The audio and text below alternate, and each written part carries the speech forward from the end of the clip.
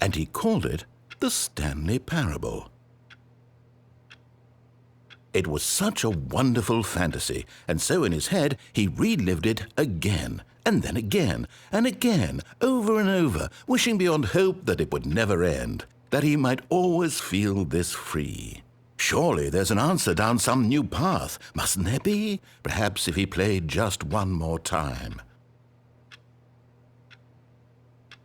But there is no answer. How could there possibly be?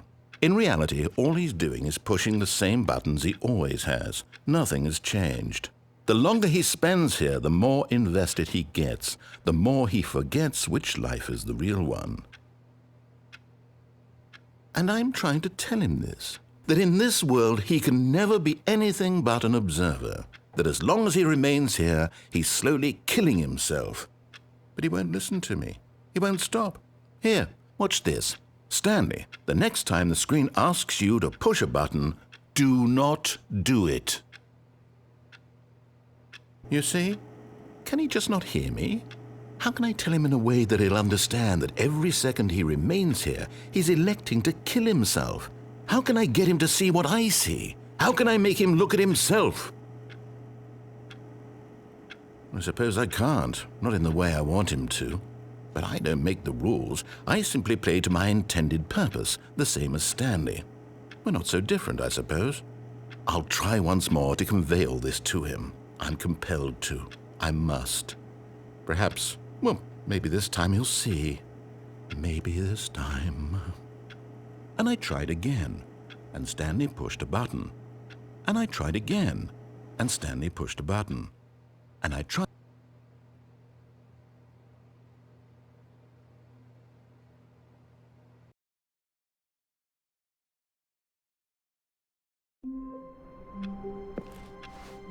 All of his co-workers were gone. What could it mean? Stanley decided to go to the meeting room. Perhaps he had simply missed a memo.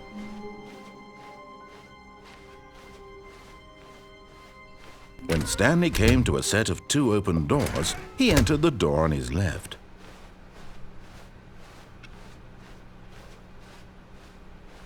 Yet there was not a single person here either. Feeling a wave of disbelief, Stanley decided to go up to his boss's office, hoping he might find an answer there.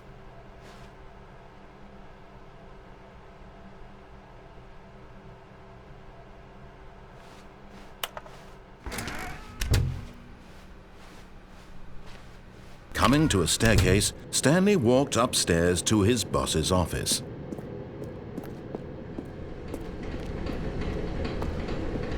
But Stanley just couldn't do it. He considered the possibility of facing his boss, admitting he had left his post during work hours. He might be fired for that. And in such a competitive economy, why had he taken that risk? All because he believed everyone had vanished? His boss would think he was crazy. And then something occurred to Stanley. Maybe, he thought to himself, maybe I am crazy. All of my co-workers blinking mysteriously out of existence in a single moment for no reason at all? None of it made any logical sense. And as Stanley pondered this, he began to make other strange observations. For example, why couldn't he see his feet when he looked down? Why did doors close automatically behind him wherever he went? And for that matter, these rooms were starting to look pretty familiar. Were they simply repeating? No, Stanley said to himself, this is all too strange. This can't be real. And at last, he came to the conclusion that had been on the tip of his tongue. He just hadn't found the words for it. I'm dreaming, he yelled. This is all a dream. Oh, what a relief Stanley felt to have finally found an answer, an explanation. His co-workers weren't actually gone. He wasn't going to lose his job. He wasn't crazy after all. And he thought to himself, I suppose I'll wake up soon. I'll have to go back to my boring real-life job pushing buttons. I may as well enjoy this while I'm still lucid. So he imagined himself flying and began to gently float above the ground. Then he imagined himself soaring through space on a magical starfield, and it too appeared. It was so much fun, and Stanley marveled that he had still not woken up. How was he remaining so lucid? And then perhaps the strangest question of them all entered Stanley's head. One he was amazed he hadn't asked himself sooner. Why is there a voice in my head dictating everything that I'm doing and thinking? Now the voice was describing itself being considered by Stanley, who found it particularly strange. I'm dreaming about a voice describing me, thinking about how it's describing my thoughts, he thought. And while he thought it all very odd and wondered if this voice spoke to all people in their dreams, the truth was that, of course, this was not a dream. How could it be? Was Stanley simply deceiving himself, believing that if he's asleep, he doesn't have to take responsibility for himself? Stanley is as awake right now as he's ever been in his life.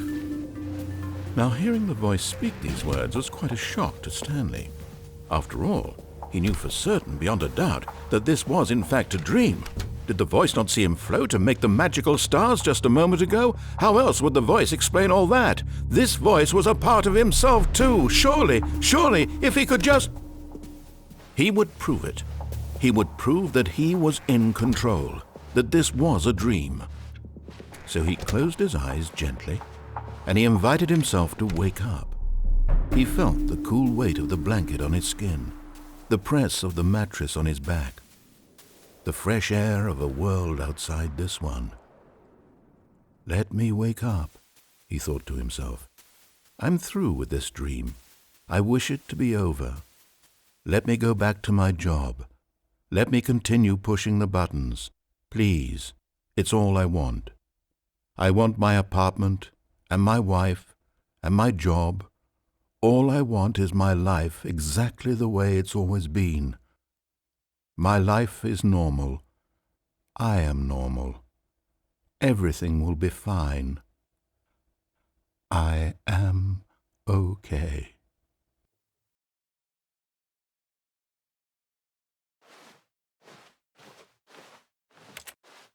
Stanley began screaming. Please, someone, wake me up. My name is Stanley. I have a boss. I have an office. I am real. Please, just someone tell me I am real. I must be real. I must be. Can anyone hear my voice? Who am I? Who am I? And everything went black.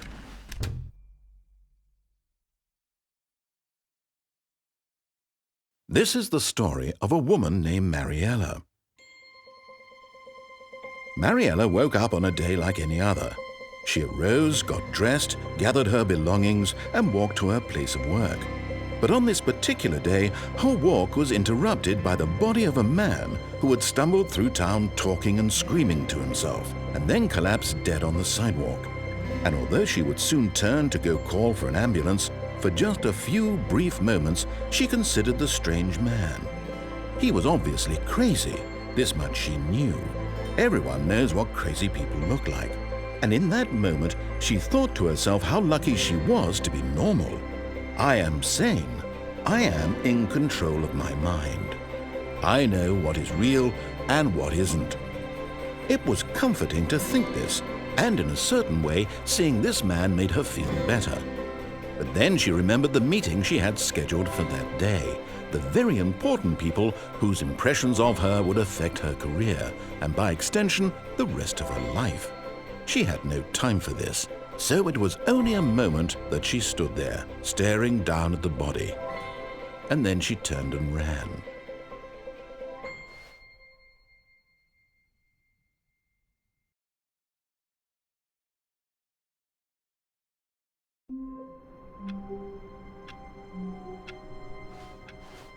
All of his co-workers were gone. What could it mean? Stanley decided to go to the meeting room. Perhaps he had simply missed a memo.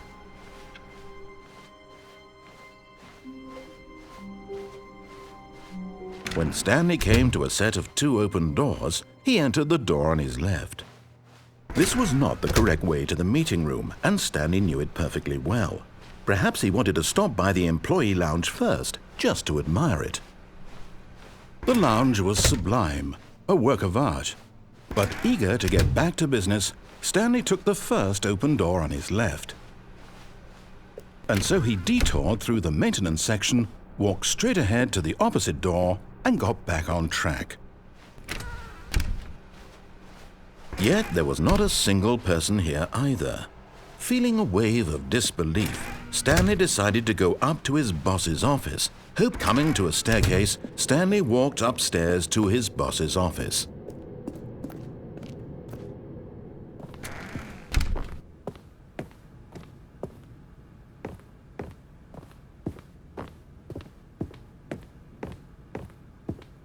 Stepping into his manager's office, Stanley was once again stunned to discover not an indication of any human life. Shocked, unraveled, Stanley wondered in disbelief who orchestrated this. What dark secret was being held from him?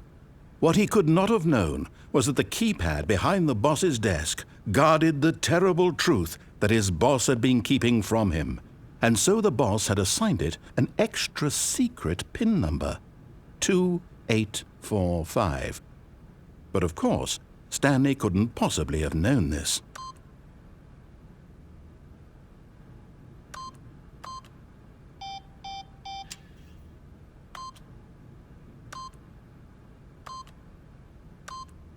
Yet incredibly, by simply pushing random buttons on the keypad, Stanley happened to input the correct code by sheer luck. Amazing! He stepped into the newly opened passageway.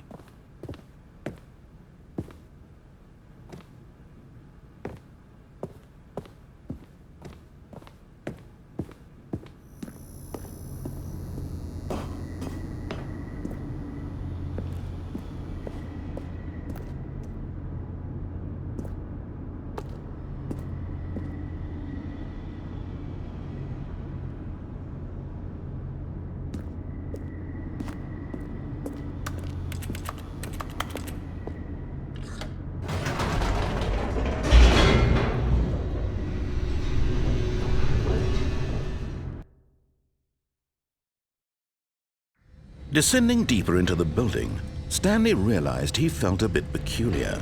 It was a stirring of emotion in his chest, as though he felt more free to think for himself, to question the nature of his job.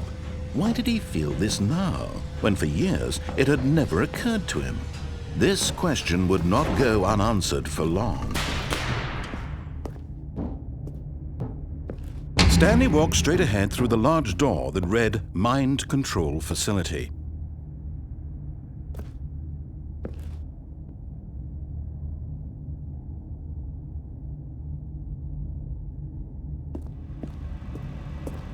Although this passageway had the word escape written on it, the truth was that at the end of this hall, Stanley would meet his violent death. But of course, Stanley thought better of it and realized he simply had too much. Nope, still on board with death?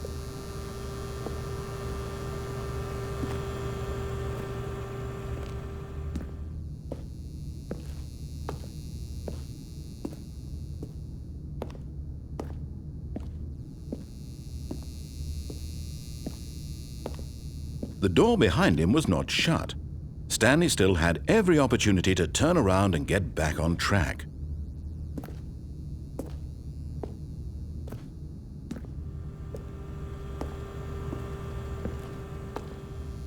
At this point, Stanley was making a conscious, concerted effort to walk forward and willingly confront his death.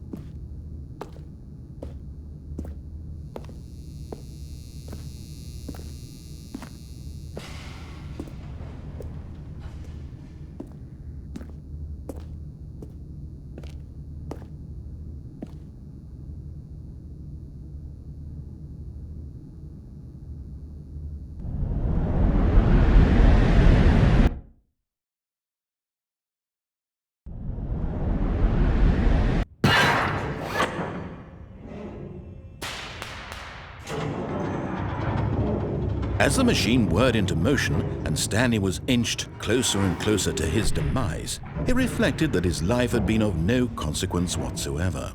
Stanley can't see the bigger picture. He doesn't know the real story, trapped forever in his narrow vision of what this world is. Perhaps his death was of no great loss, like plucking the eyeballs from a blind man. And so he resigned and willingly accepted this violent end to his brief and shallow life. Farewell, Stanley.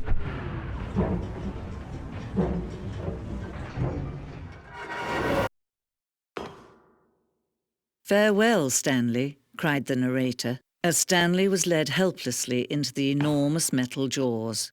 In a single visceral instant, Stanley was obliterated as the machine crushed every bone in his body, killing him instantly.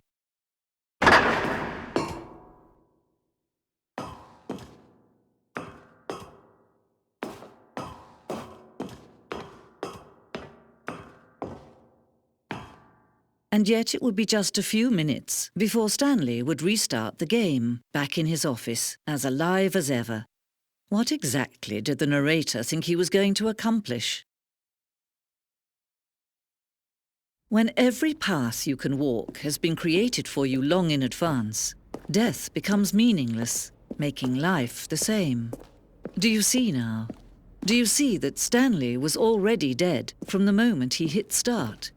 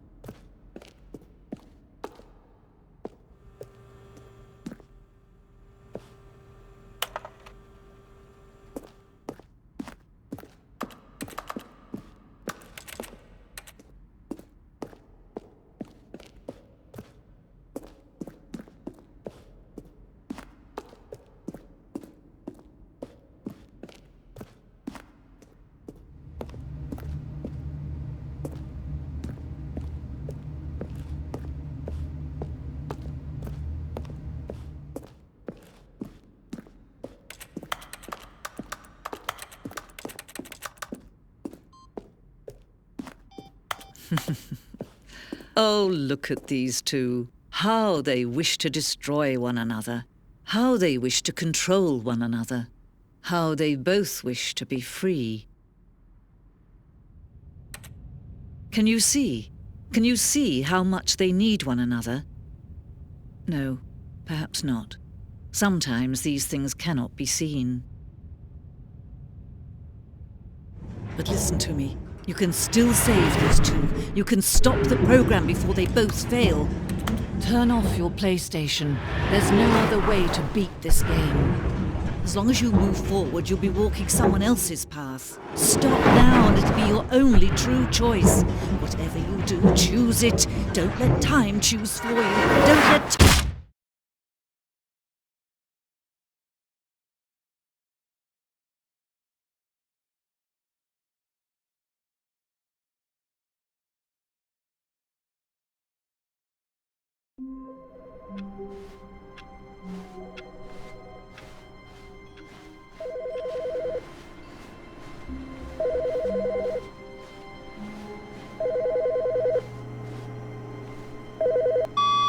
Good morning. Thank you for contacting the Future Happiness Foundation.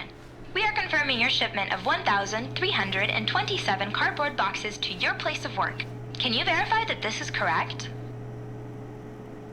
Excellent. Your order will arrive shortly. Thank you again for contacting the Future Happiness Foundation.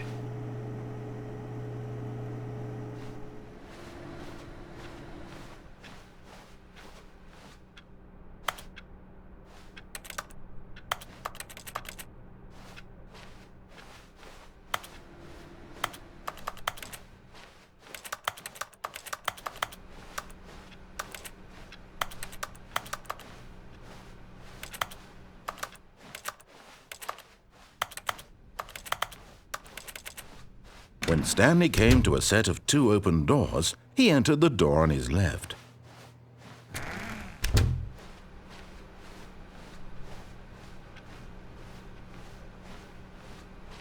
Yet there was not a single person here either. Feeling a wave of disbelief, Stanley decided to go up to his boss's office. Coming to a staircase, Stanley walked upstairs to his boss's office.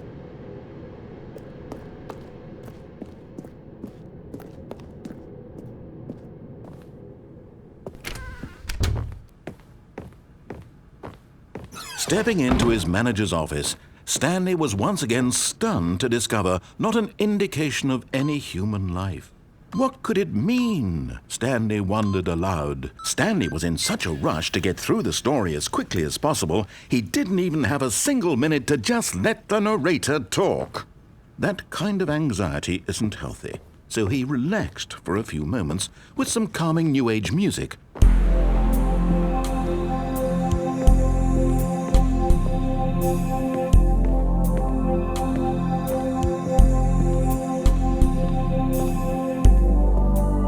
Feeling soothed and rejuvenated, Stanley calmly walked forward into the opened passageway.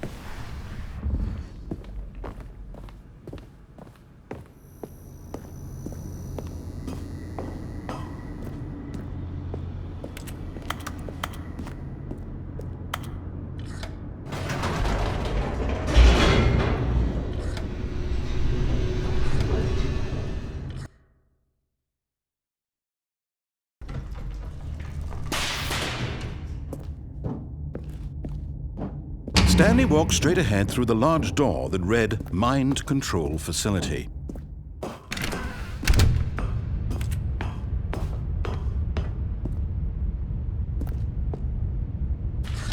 The lights rose on an enormous room packed with television screens. What horrible secret did this place hold? Stanley thought to himself. Did he have the strength to find out?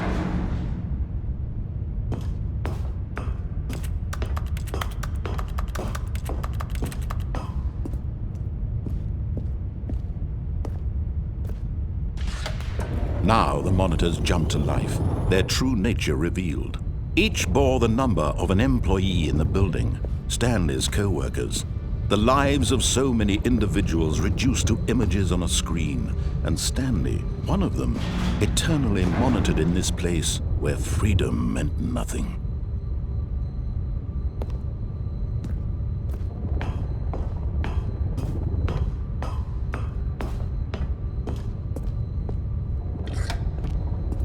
This mind control facility, it was too horrible to believe. It couldn't be true. Had Stanley really been under someone's control all this time? Was this the only reason he was happy with his boring job? That his emotions had been manipulated to accept it blindly?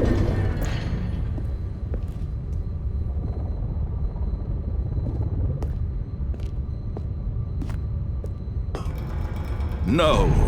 He refused to believe it. He couldn't accept it. His own life in someone else's control? Never! It was unthinkable. Wasn't it? Was it even possible?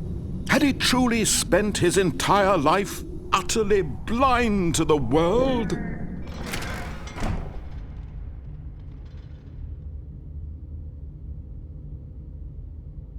But here was the proof.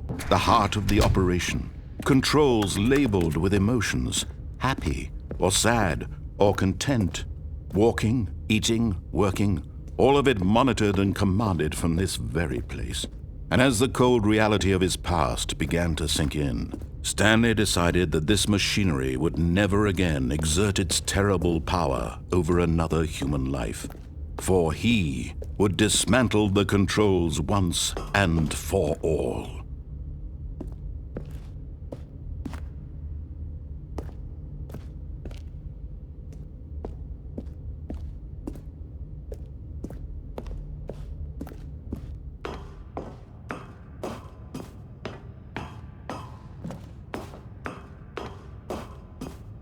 And when at last he found the source of the room's power, he knew it was his duty, his obligation, to put an end to this horrible place and to everything it stood for.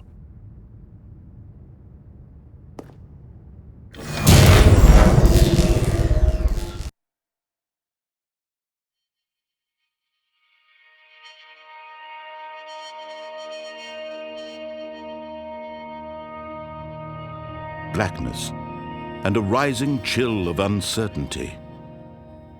Was it over? Yes! He had won! He had defeated the machine, unshackled himself from someone else's command. Freedom was mere moments away. And yet, even as the immense door slowly opened, Stanley reflected on how many puzzles still lay unsolved. Where had his co-workers gone? How had he been freed from the machine's grasp? What other mysteries did this strange building hold? But as sunlight streamed into the chamber, he realized none of this mattered to him, for it was not knowledge or even power that he had been seeking, but happiness. Perhaps his goal had not been to understand, but to let go. No longer would anyone tell him where to go, what to do, or how to feel. Whatever life he lives, it will be his. And that was all he needed to know. It was perhaps the only thing worth knowing. Stanley stepped through the open door.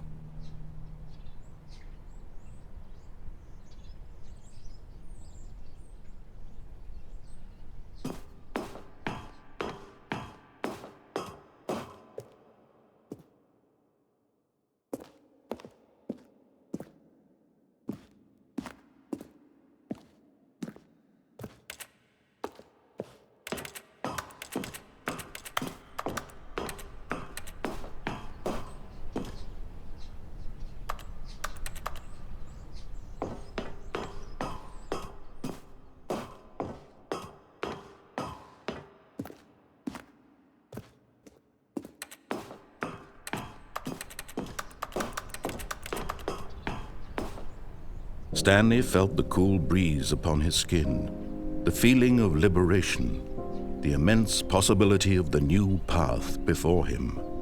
This was exactly the way, right now, that things were meant to happen. And Stanley was happy.